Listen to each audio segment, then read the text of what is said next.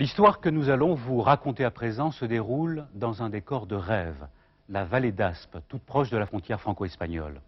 Une vallée tellement préservée que la route qui la traverse est vieille, délabrée et surtout dangereuse. On prend donc la décision de l'élargir. C'est alors que commence la bataille de la vallée d'Aspe. D'abord parce que l'on craint la défiguration du site. Ensuite parce que ce projet signifierait à court terme la disparition de l'ours des Pyrénées. Pour Envoyé spécial, Yves Boisset, le réalisateur de Dupont-la-Joie, est allé tourner dans cette vallée. Voici le reportage qu'il a réalisé avec Jean-Louis Bousser, Danse avec les ours. Chante, chante la bergère. Chantez, chantez toujours. Chantez de nerfs si doux. Le plaisir de l'amour. Le plaisir de l'amour.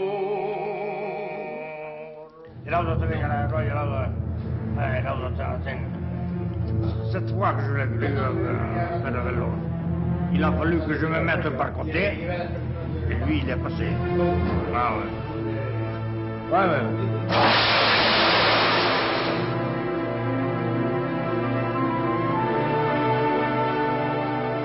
J'ai été saisi par une plume. La plume d'un homme qui se couchait devant les pelles mécaniques pour les empêcher de travailler. C'est-à-dire que j'ai découvert l'affaire du Somport, l'affaire de la vallée d'Aspe, la menace sur l'ours, à travers le combat d'un homme, Éric Pettetin, combat mené pour précisément empêcher les travaux. Et demain pour les marchands, ils veulent te bétonner pour un avenir terrifiant.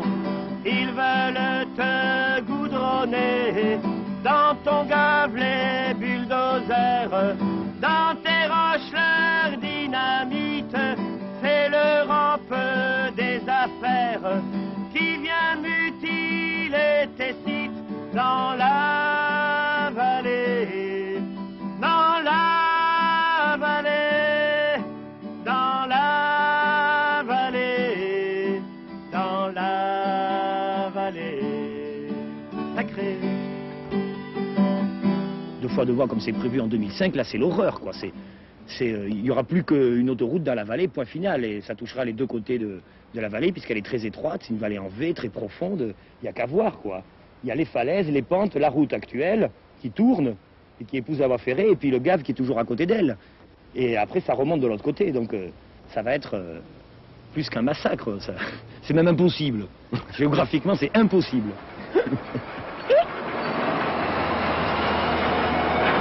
C'est vrai qu'ici c'est un lieu très symbolique parce que c'est exactement à l'endroit où on a commencé à occuper. À l'époque, il y avait encore une forêt avec un petit chemin tout à fait charmant. Et on a commencé à occuper le chantier en empêchant les bûcherons de couper les arbres, en plantant des clous dans les arbres, en mettant des petites pancartes, attention, clous, ne coupez pas les arbres. Et ça a été notre première action donc au mois de septembre. Ça a commencé en fait dans les années 80, des gens de cette vallée, de cette région, qui se rendaient compte qu'ils étaient en train de mourir. La mort s'est installée dans cette vallée où tout n'était devenu que deuil, des gens en noir.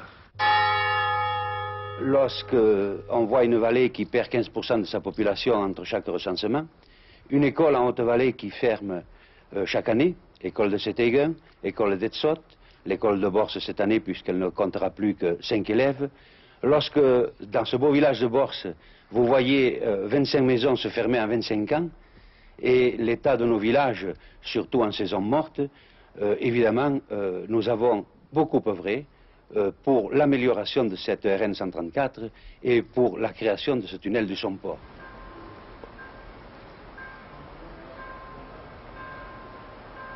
Le dernier né de la commune de Seteiger a 28 ans, le dernier né vivant sur la commune. La commune d'Aïdius avait 500 habitants au début du siècle. Elle en a aujourd'hui 65. Dans ces conditions, on peut vous expliquer tout ce que vous voulez, mais si vous n'êtes pas à même de recréer les conditions de la vie, de mettre un terme à cette rupture, vous n'en sortirez pas. Les gens en sont conscients. Nous sommes tombés sur une vallée Et pour une fois où je crois que sur le plan départemental, il y avait la mouche du sommeil qui avait piqué pas mal de nos administrés. Alors je vais vous dire que j'ai souffert l'autre jour d'une façon toute particulière. Nous sommes partis en car de gens principalement âgés. Nous avons passé les Alpes, au ras des Alpes sur Gênes en Italie. Qu'est-ce que nous commençons par découvrir? Une région avec 250 tunnels.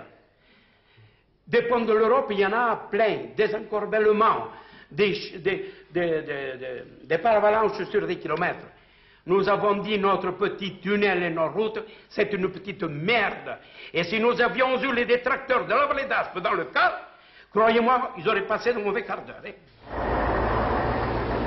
Quand dans une route internationale, on ne peut pas se croiser de car, c'est quand même qu'il reste quelque chose à faire, vous ne pensez pas? Voilà. Voilà.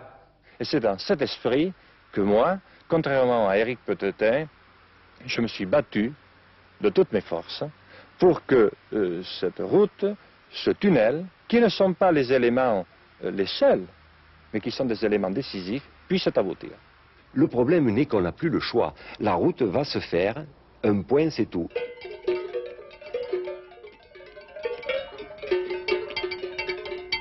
Et ceux qui prétendent être des écolos, oui, je ne sais pas s'ils sont écolos, mais c'est des drogués pour commencer.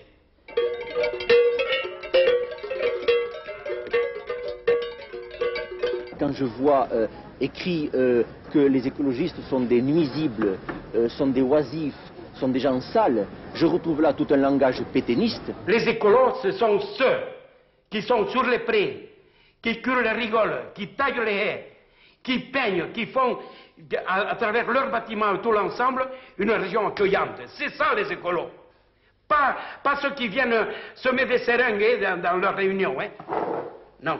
Il y a eu des cow-boys et il y a eu des Indiens. Je ne sais pas qui a tiré le premier, mais c'est vrai. Ça, c'est l'écume des choses, ça n'a pas d'importance. Hein. Ça n'a vraiment aucun intérêt. Alors Marie Sans Souci et Marie Souci, vous avez toujours habité ici. Et qu'est-ce que vous pensez de ce projet de route qui va être élargi ou peut-être même devenir une sorte d'autoroute? Mais comment voulez-vous qu'ils fassent? Vous voyez, la vallée, comment elle est étroite, hein? Et cette autoroute, ils vont saccager tout. Il y a le Gave, paraît-il qu'ils veulent le bétonner. Et les truites, ils vont tuer toutes les truites. Qu'est-ce qu'ils vont faire, les pêcheurs? Ils ne connaissent pas les caprices de la nature, ces gens-là. Ils ne les connaissent pas, parce que quand la nature se tourne, il n'y a aucun savant, elle est plus forte que tous, celle-là. Et quand ça inonde tout ça, qu'est-ce qu'ils vont faire là? Et au fort du Portalet, là, vous avez vu, c'est un peu ces rochers. Ce sont des rochers qui sont pleins de failles, si vous les voyez. Et avec leurs coups de mine et tout leur bazar, et bien tout ça, ça va dégringoler sur la tête. Et bien on est bien tranquille ici. Qu'est-ce qu'on a nous autres à faire de tout ce monde? Sur ce marché, notamment, j'ai l'occasion de voir énormément de touristes l'été. Et tous me disent que si ce projet se fait, s'il y a effectivement 1000 camions par jour, ils ne reviendront plus là, quoi. Au lieu d'avoir un projet tout béton, eh bien, on organisait le passage par la route éventuellement élargie. Moi, je ne suis pas hostile à des progrès de sécurité, notamment dans ce domaine-là. Les voitures pouvant très bien passer par la nationale 134 élargie, et enfin les camions passer par ferroutage, c'est-à-dire que sous des wagons surbaissés, l'on monte les camions et on les fait passer du côté espagnol. Et ce qu'il y a de formidable, c'est que cette ligne de chemin de fer existe. C'est le fameux train, le Pau-Canfranc, n'est-ce pas, qui franchit donc le Somport et qui a la caractéristique d'être un train fabuleux. Effectivement, de 1928 à 1970, un train a relié Pau à l'Espagne, traversant les Pyrénées par le tunnel ferroviaire du Somport. On construisit même à Canfranc, au cœur d'une sierra désertique, une grande gare internationale aujourd'hui abandonnée. Monsieur Joseph Souza-Cadix, ancien chef de gare français de cette gare espagnole, témoigne. Pendant 19 ans, vous avez été chef de gare d'une gare sans train.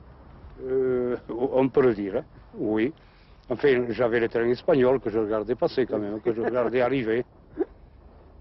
J'ai souffert. Vraiment, quand il y a eu la catastrophe du pont de l'Estanguette, le 27 mars 1970, et depuis que je n'ai plus vu de train. Je me suis retrouvé tout seul ici. Nous étions quand même 40 employés français, une école française. Et du jour au lendemain, tout est parti. Et alors, vous savez, ça fait du mal au cœur.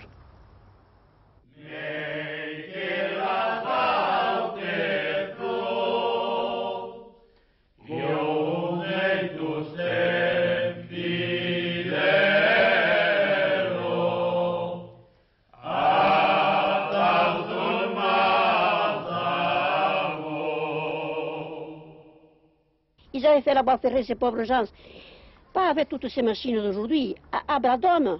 Et toutes ces sculptures qu'ils avaient fait, tout ça, tous ces cailloux, ça avait été les pauvres Espagnols et les pauvres gens de par ici pour se gagner la croûte, parce que c'était difficile dans les maisons. Et alors maintenant, tout ça, ils vont le foutre par terre avec leur bulldozer. Mais ça n'a pas de sens. Ils démolissent tout. Autrefois, les gens, on vivait mieux, on était tous unis, on s'aimait, il y avait de l'estime entre tous. Maintenant, les gens se passent comme le vent. On ne voit plus rien, ils ne tiennent plus qu'à de nous. C'est pas bien ça. Et la voie ferrée, vous ne croyez pas? Le matin, il passait à 5h20 le matin, je me rappelle de ce train. Et quand il faisait très froid l'hiver, alors les roues grinçaient sur les rails. On était au lit, bien au chaud, et on disait, cette nuit-là, il a dû geler beaucoup. Après, il avait un 10h, on était dans nos champs, dans nos prés, on avait le bétail, on travaillait tout ça. Alors, on se basait à l'heure du train. Et voilà. Et après, à 3h, et puis voilà comment on faisait. Et bien, c'était une grande compagnie, on a trouvé beaucoup de manque, ça. Hein. Ça nous a fait un grand vide. Et vous êtes pour la réouverture du chemin de fer? Mais bien sûr, mais pourquoi qu'ils laissent perdre ça? Pourquoi qu'ils le laissent perdre? Et donc, parce que ce n'est pas la mode, parce que pour faire bien devant ces gens-là, il faut tout le monde s'incliner et leur dire, voilà, c'est ça, vous avez raison. Mais non, ils n'ont pas toujours raison. Parce que ces gens-là, ils sont par Paris ou je ne sais pas où, mais ils n'y entendent rien. Ils voient cela sur des livres, ils voient là à leur idée, mais qui viennent vivre un peu, qui viennent sortir un peu de neige l'hiver, qui viennent dans les forêts nous faire arriver un peu de bois. Ça ne compte pas dans l'histoire. Qu'on est malheureux nous ici, et qu'il faut se défendre. Et on ne sait pas beaucoup le français, c'est la première langue qu'on nous a appris, le patois. Mais on se défend quand même. Si on n'emploie pas les termes finement qu'il faut, on arrive à se faire comprendre, oui. Ya lo ves. Et pourtant.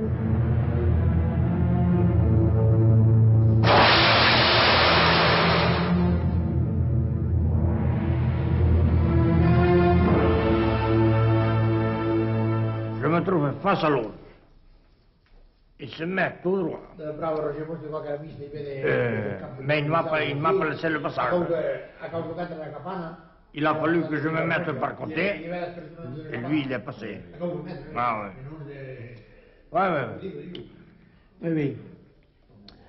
Et quand vous passez 3 semaines avec le sommeil perturbé... Moi, cette fois que je l'ai vu. Et que... Cette fois que j'ai eu à faire avec l'autre. Vous entendez les vaches agoniser pendant des heures, vous auriez le témoignage d'un restaurateur, d'un fils de restaurateur, lui, Belloc, qui se trouvait sur le hauteur comme moi.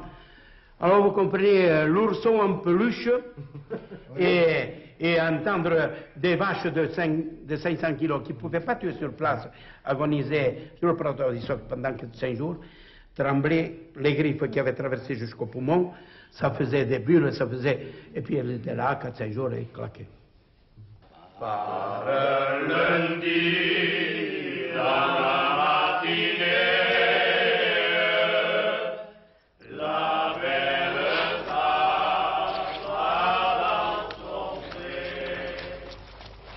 Elle lui dit avant son tout le bien la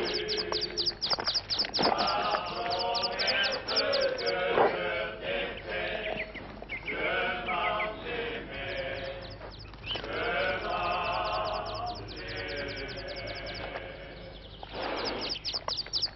Bon, alors, ce qui s'est passé, c'est qu'aujourd'hui, nous sommes devant l'échec de l'État, l'échec à tout point de vue. L'échec de la survie des ours. Assurer la survie des ours, c'est une utopie. Bon. La France, à des conférences comme Rio, va donner des leçons à des gouvernements africains en leur disant « vous devez de sauver les éléphants ». Et l'on s'adresse avec un ton très suffisant à des gens qui mangent une fois sur deux, n'est-ce pas, un jour sur deux, à des gens qui crèvent la faim, on leur dit « il est de votre devoir de sauver les éléphants » et nous, qui crevons sur les tonnes de bouffe, on laisse crever les ours.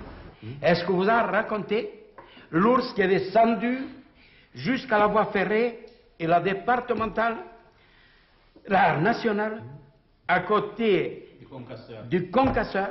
Il avait sa niche, il a dévoré 10 bêtes tuées, 10 bêtes de l'ancien maire des Scott, des bêtes race viande en fin de saison, ça devait être la côtelette de première catégorie. On a laissé divaguer ces ours à côté du village, là on a fait une erreur, je le dis franchement, le maire que je suis aurait dû avoir le courage d'aller le descendre.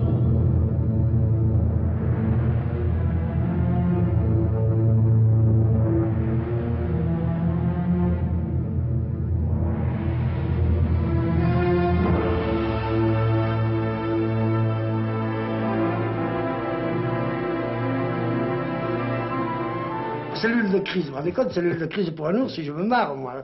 J'apprends qu'on fait des cellules de crise à la préfecture pour un ours.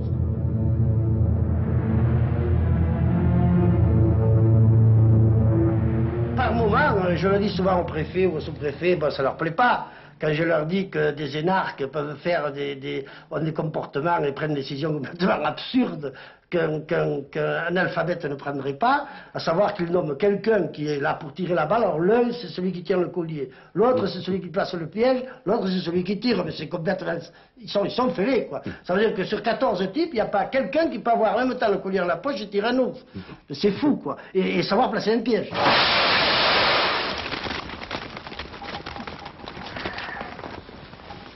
Moi, ce qui m'intéresse dans la défense de l'ours, c'est ce côté un peu mystique, la vallée sauvage, la vallée des ours. Et même à la limite, si on imagine des ours qui soient en réserve ou qui soient à moitié apprivoisés et qui seraient au bord de la route, moi, j'ai pas envie d'un ours comme ça. J'ai envie d'un ours vrai, d'un ours sauvage dans une vallée sauvage. C'est comme ça que je vois l'ours.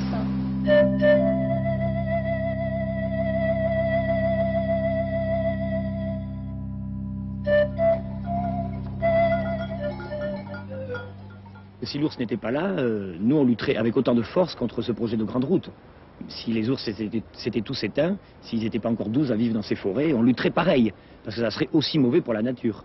Mais l'ours est encore là, il y a encore une douzaine d'ours, et ils ne sont pas sûrs de survivre, puisque leur territoire se rétrécit sous l'emprise du tourisme, sous l'emprise des pistes forestières, et sous l'emprise aussi de quelques chasseurs un peu viandards, un peu tarés, mais quelques-uns simplement, mais c'est déjà trop. Donc l'ours est quand même un peu menacé, mais cette grande route, ouais, ça lui porterait un coup quand même fatal. C'est sûr que là, dans les 10-15 ans, il mourrait, parce qu'il passe sans arrêt, souvent d'un côté de la vallée à l'autre, il traverse la petite route la nuit, parce que la nuit, il n'y a pas un camion, pas une voiture, c'est le bout du monde, on est peinard, et donc il traverse la route de temps en temps, pour passer d'un côté à l'autre, et là, il ne pourrait plus. Mais ces 14 mètres ne vont pas plus gêner l'ours que les 8 mètres actuels. Et puis je peux vous dire, vous savez, l'ours est un animal malin, intelligent, je l'ai vu vivre pendant 18 ans. Je l'ai vu nous observer, nous écouter. Et l'ours sera très bien traverser la route tout seul, même si elle faisait 20 mètres. C'est vraiment un animal très très malin.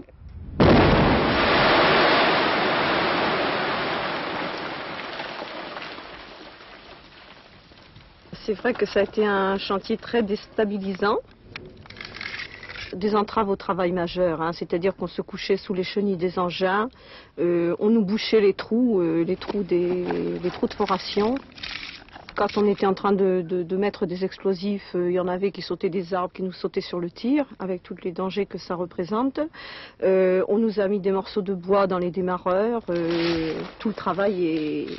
Quand vous avez une tonne d'explosifs que vous êtes en train de mettre vos détonateurs et tout, vous ne pouvez pas vous amuser à avoir quelqu'un qui vient sur votre tir.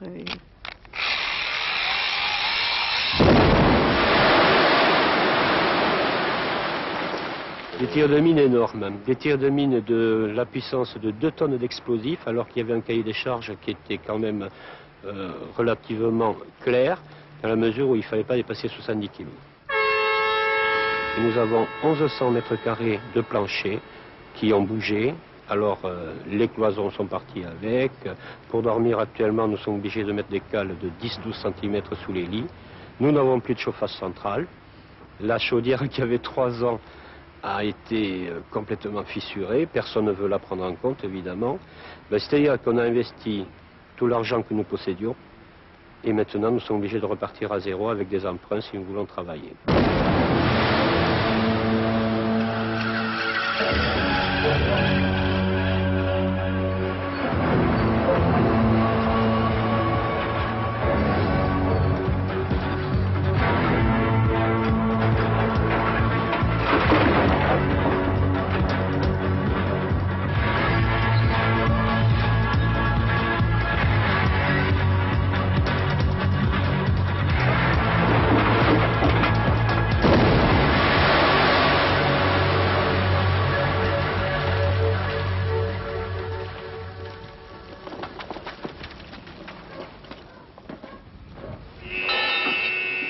Les animaux effectivement qui résident ici sont les technocrotes, une espèce qui met en place les projets de type axe Pau-Saragosse.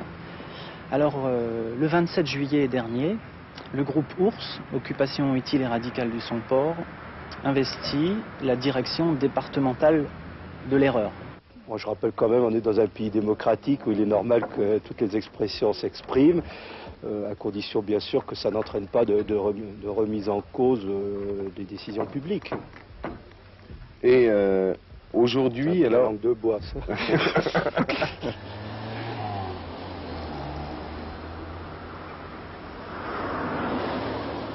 Ces gens chevelus et sales qui prétendent représenter l'écologie, mais qui salissent la vallée avec leur peinture dans tous les azimuts, qui ne sont pas de chez nous.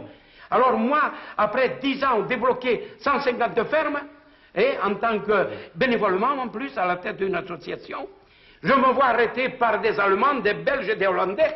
Mais vous croyez que c'est vivable, ça?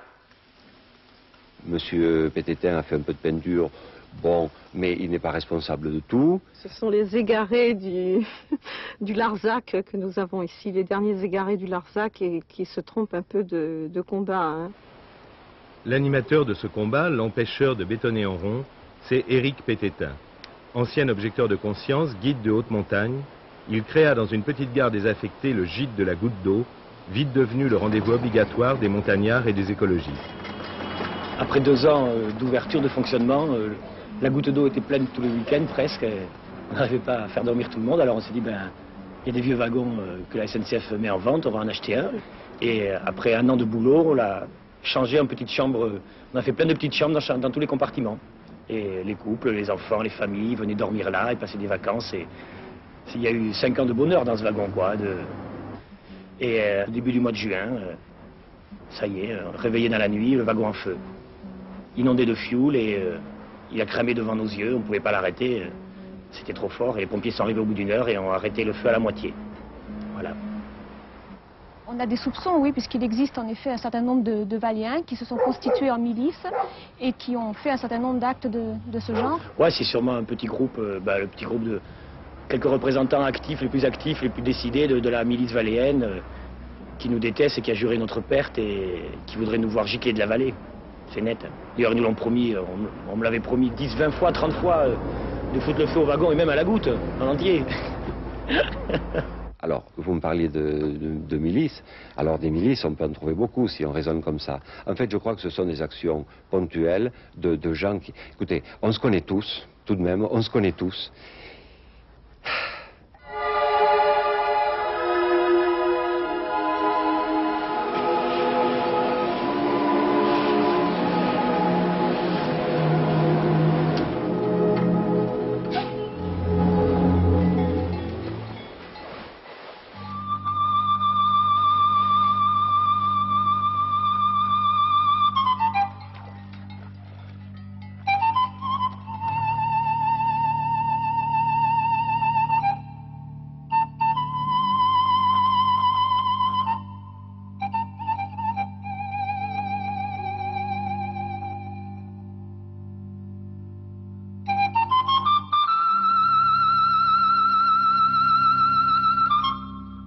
C'est vrai que nous avons une vallée qui n'est pas bétonnée. et que nous n'aurons jamais une vallée bétonnée. Cette peur qui a saisi les gens ou que l'on veut répandre, de voir cette route se transformer dans quelques années en autoroute, ce dont personne ne veut. Je suis absolument contre un projet de voie rapide, comme on tend à vouloir le faire croire, contre un projet d'autoroute, et je me battrai, comme je me suis battu pour le développement de cette vallée, contre une autoroute en vallée d'Aspe. Je souhaite simplement qu'on mette cette route aux normes et que nous puissions y circuler en toute sécurité, que les gens puissent accéder facilement dans notre belle vallée d'Aspe, mais je me battrai, et je pense que 90% des Aspois se battront contre une autoroute en vallée d'Aspe.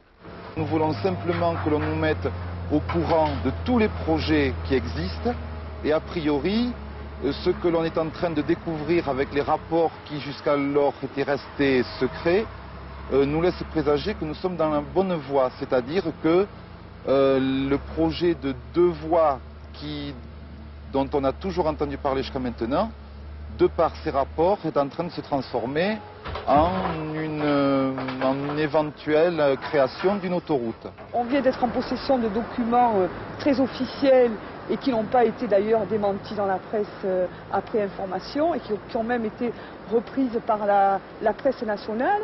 Donc d'une part qu'effectivement à long terme il s'agira d'une 4 voies en vallée d'Aspe, d'une autoroute, que d'autre part l'axe Pau-Somport est inscrit au schéma directeur des autoroutes, c'est-à-dire que c'est dans les prochaines années.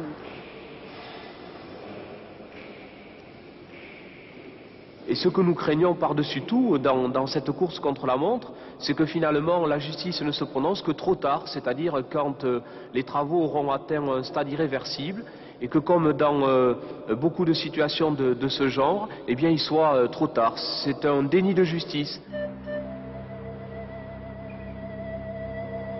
Alors, une vallée miraculeusement préservée au cœur des Pyrénées sauvages, une voie de chemin de fer abandonnée depuis 20 ans, une route dangereuse, trop étroite, que tout le monde est d'accord pour élargir, mais dont personne ne paraît souhaiter qu'elle devienne une autoroute. Et pourtant, il semble bien que ce projet d'autoroute européenne, conçu et financé en grande partie par Bruxelles, soit une réalité. Alors, pourquoi l'Europe de Maastricht aurait-elle tellement besoin d'une autoroute dans cette vallée perdue des Pyrénées? En vallée d'Aspe, les rumeurs vont bon train. Bon, il semblerait que, ou il paraîtrait, que les Espagnols envisagent de créer une décharge disons de niveau européen, produits toxiques et peut-être produits nucléaires. Enfin, je ne sais pas, c'est à vérifier, hein, c'est à voir. Ça, je n'ai pas d'opinion, en fait. Bon, enfin, moi j'ai une opinion. Moi, je ne voudrais pas une décharge comme ça à côté de chez nous. Il y a des déchets dont on ne sait pas quoi faire dans notre Occident et que désespérément les gouvernants et les technocrates cherchent des endroits paumés pour les mettre. Et c'est possible que cette petite vallée pyrénéenne en soit un. Et dans ce cas-là, la vallée d'Aspe serait une voie directe d'accès pour tous ces produits toxiques et dangereux qui iraient s'emmagasiner au versant sud des Pyrénées qui sont désertifiés. Et ça serait, c'est possible, ouais. Et là, c'est l'horreur, quoi. Là, c'est l'horreur. À 51 km de la frontière française, il existe bien une décharge dans la Sierra de Sabignanigo. Aujourd'hui, c'est une décharge comme il en existe un peu partout dans les régions pauvres d'Europe. Mais demain, cette vallée désertique de plus de 40 km de long, située à près de 10 km de toute habitation, pourrait bien devenir le dépotoir idéal pour ces produits toxiques, voire ces déchets nucléaires, dont aucun gouvernement d'Europe du Nord ne sait plus quoi faire. Un peu partout dans la montagne, à plusieurs centaines de mètres de l'enceinte, d'étranges capteurs, relevés chaque semaine, analysent le degré de pollution. On raconte qu'on trouve parfois des cadavres d'animaux autour de la décharge de Sabignanigo. L'autoroute de la vallée d'Aspe serait-il donc en fait destinée à évacuer vers l'Espagne les ordures toxiques et nucléaires de l'Europe du Nord? Cette perspective alimente encore la querelle. On verra si le gouvernement s'entête et si la classe politique locale s'entête à percer ce tunnel ou si elle accepte au moins de discuter véritablement avec tout le monde, quoi.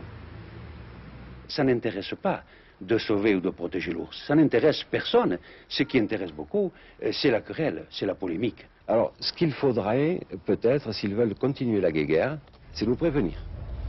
La haine monte chez les gens, quoi. Ça, c'est sûr.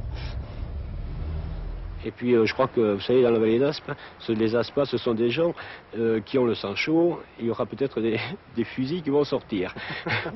Moi j'étais seul dans la plaine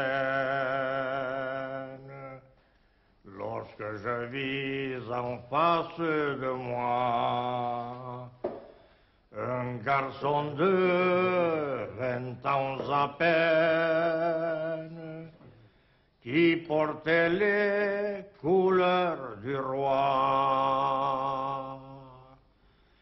Je vis son fusil se rabattre, c'était son droit, j'armais le mien. Il fit 4 pas, j'en fis 4. Il visait mal, je visais bien. Ah, que maudite soit la guerre qui nous fait faire ces coups-là. Ah, verse dans mon verre ce 22 mars-là.